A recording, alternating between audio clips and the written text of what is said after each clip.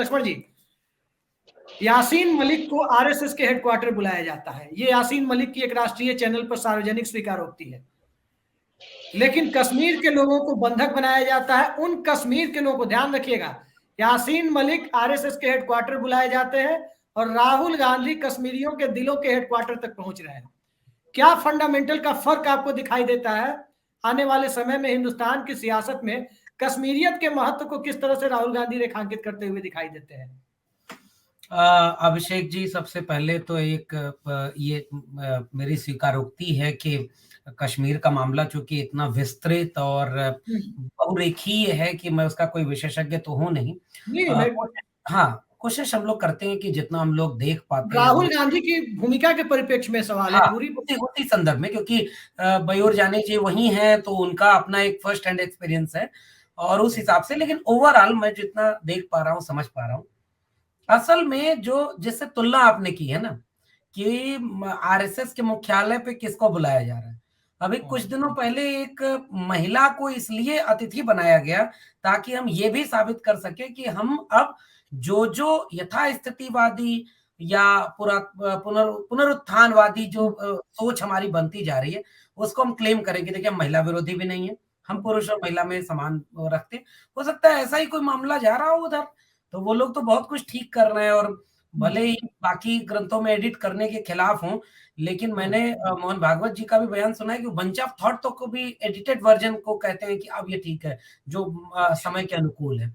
तो वो बहुत कुछ एडिट करना चाहते हैं अपनी पूरे उस दिखने वाले चेहरे में, अपनी आइडियोलॉजी में नहीं, अपने मूल विचार में वो वही रहना चाहते हैं जो एक वर्चस्व की सत्ता कायम रखना चाहती है। आरएसएस एक खास वर्चस्व की ताकत का वैचारिक संगठन है, सांस्कृतिक संगठन है और उससे भी ज्यादा गैर राजनीतिक कहे जाने वाला राजनीतिक संगठन है। इसलिए मैं इस पूरे प्रकरण पर क्या ही बोलूं कि वो किसको बुला रहे हैं। राहुल गांधी की बात करते हैं अभिषेक जी, निश्चित रूप से जो एक भारतीय राजनीति में हाल फिलहाल के दौर में मैं एक विश्लेषण करना चाहता हूं। मंडल आंदोलन का दौर था और मंडल मसीहा के नाम से शरद जी जाने जाते हैं तमाम देश भर के लोगों के बीच। उन्होंने एक रथ निकाला था, उसका नाम था मंडल रथ, और वो मंडल रथ लोगों को जोड़ने, और बाकी उनका एक रथ था, वो क्या क्या किया वो सब लोग जानते हैं। यात्राओं की भूमिका बड़ी अहम होती है, लोग जुड़ते हैं सीधे आपसे, और मुझे लग रहा है कि राहुल गांधी ने वो काम किया है। राहुल गांधी लोगों के बीच जा करके एक प्रतीकात्मक संदेश देने में तो कामयाब हो गए। और अब चूंकि इस बात में संदेह था कि कश्मीर तक पहुंच पाएगी यात्रा या नहीं, भाई कुछ लोग तो कह रहे थे कि कुछ दिन चले थक जाएंगे, पार्ट टाइम पॉलिटिशियन है, एक बहुत अजीब सा नाम जोड़ देते थे, बहुत सारी चीजें करते थे।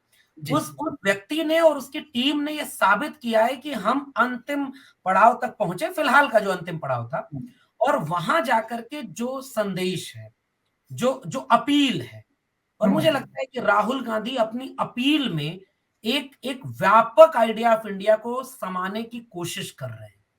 और इसलिए मुझे वो कश्मीर को लेकर के, आपके लिए ये कुछ और होगा, कश्मीरियत होगी, मेरे लिए ये अपना घर है।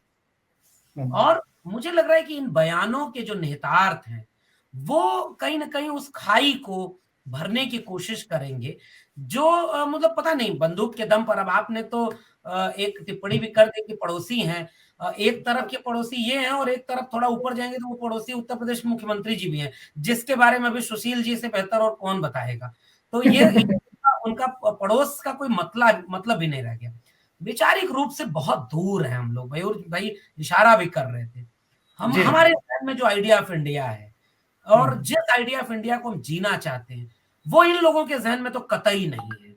और दूसरी बात, राहुल गांधी ने कश्मीर पहुंच करके उस भावनात्मक रिश्ते को जो आइडिया ऑफ इंडिया से जुड़ना चाहता है, जिसमें वंचित, शोषित, हाशिए पर ढकेल दी गई आवाजों के स्वर सुनाई देते हैं, और पहचान को लेकर के जो हमला है, बहुत सारी चीजें। हम लोग तो अभिषेक भाई, आप तो, हम सब एक ही फील्ड से निकले लोग हैं, और हम लोगों को पढ़ते पढ़ाते भी कहा गया कि बंदूक किसी समस्या का समाधान नहीं हो सकता नहीं। और देर तक आप बंदूक से किसी को अपना नहीं बना सकते, डरा सकते हैं। हाँ, कानून को मैं कमतर करने की बात नहीं कर रहा हूं, एक सख्त कानून जो भारत के संविधान के मुताबिक चले, जो सुरक्षा और न्याय का भरोसा पैदा करे, मैं उसकी हिमायत करता हूं।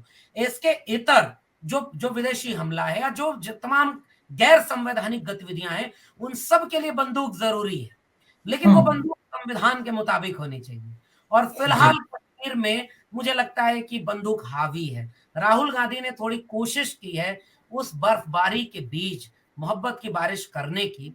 मैं उम्मीद करता हूं और ये मेरी सदिच्छा भी है कि वो बारिश जैसे कश्मीर के सेबों के लिए उनकी बर्फबारी कीमती है, फसल खाद का काम करती है। मुझे लगता है कि ये बातें उसका उस पूरे जिसको हम लोग कहते थे कि भारत का स्वर्ग, उसके लिए जोड़ने की कोशिश करे, उस दिशा में कुछ बढ़ता हुआ ये नजर आ रहा है। मुझे तो फिलहाल ये समझ में आ रहा है। लक्ष्मण यादव जी, आज तो चूंकि एंटायर पॉलिटिकल साइंस पढ़े लोग सत्ता में है, तो एंटायर पॉलिटिकल साइंस पढ़े लोग जब एक पूरा का पूरा एक अजीब किस्म का एक लोगों को कहें कि धर्म के सांप्रदायिकता के आधार पर हिप्नोटाइज करने की हद तक जाते हुए दिखाई दे रहे हैं या कामयाब भी हुए हैं, आपको क्या लगता है कि आने वाले समय में एंटायर अपोजिशन को जोड़े बिना एंटायर पॉलिटिकल साइंस की उस थ्योरी का मुकाबला किया जा सकता है क्या? और आपको नहीं लगता कि राहुल गांधी इस मामले में या कांग्रेस पार्टी, जिस प्रकार से जयराम रमेश के बयान आए, एक एक अपोजिशन पार्टी को साहब उन्होंने उधेड़ कर रख दिया था। जयराम रमेश ने यात्रा के शुरुआती दिनों में जो बयान दिया था, सबके ऊपर उन्होंने बड़े तीखे आरोप लगाए थे। क्या आपको लगता है कि वैचारिक संकीर्णता के मामले में जिस संकीर्णता का मुकाबला करने की बात राहुल गांधी ने कही कि उनकी लड़ाई विचारधारा की है, उनकी लड़ाई आरएसएस की आइडियोलॉजी से है, लेकिन आपको यह नहीं लगता कि राहुल गांधी कहीं विचारधारा की लड़ाई में खुद एक अलग तरह के पैरोकियल माइंडसेट उससे घिरे हुए नजर आ रहे हैं? देखिए, विचारधारा की लड़ाई में हम राहुल गांधी को यहाँ बधाई दे, दायरा व्यापक होना चाहिए, आपको सबको साथ लेके चलना चाहिए। हाँ, मैं वही कह रहा हूँ कि अगर राहुल गांधी पर बात होगी तो इस चीज में हम उनको उनकी तारीफ कर सकते हैं कि राहुल गांधी इस देश के ऐसे नेता हैं जिन्होंने अरसे बाद संघ को लेकर के, आरएसएस को लेकर के ये बात पहचानी कि कैसे, जैसे आरएसएस वाली बात है, वैचारिक बात है, और उसके बाद चाहे कारपोरेट घरानों वाली बात है या ये सबको न्याय देने वाली बात है, मोहब्बत वाली बात है। लेकिन अब चुनाव दरअसल इन स्लोगनों के बाद एक टेबल टॉक है। वहां पर जाकर के जब आप एक रणनीति बनाते हैं, अगर आपके नेता किन्हीं विपक्षी दलों को या खुद राहुल गांधी जी भी ये समाजवादी पार्टी को लेकर के जो उनकी टिप्पणी थी या समाजवादी पार्टी के मुखिया, दोनों तरफ से जो हुआ, ये दोनों के लिए नुकसानदायक है। मतलब अब चुनाव में क्या नुकसान करेगा ये मुझे नहीं पता, लेकिन आप पॉलिटिकल पार्टी चला रहे किसी व्यक्ति को ये कहेंगे कि आप तो क्षेत्रीय दल हैं, तो कल को वो आपसे चार सवाल ऐसे पूछेगा जैसे अभी आपने कुछ सवाल पूछे, तो सवालों की भरमार फिर कांग्रेस की तरफ हो जाएगी और बीजेपी को मौका मिल जाएगा कि देखो कैसे आपस में लड़ रहे हैं। तो ये राजनीति में सबको सम्मान देते हुए न्यूनतम सहमति पर एजेंडा आधारित अगर एक रणनीति नहीं बनेगी, अगर वो 200 सीटों वाली एक बात जो बीच में आई थी कि 200 सीटें इधर और बाकी सबको, और क्षेत्रीय दल जो जहां मजबूत हैं अगर आप उनको मजबूती और दे दें, और जो आप देने की कोशिश कर रहे हैं, और अगर रणनीतिक रूप से आपने ये मजबूती नहीं दी, तो फिर यात्राएं संवेदना जुटाएंगी।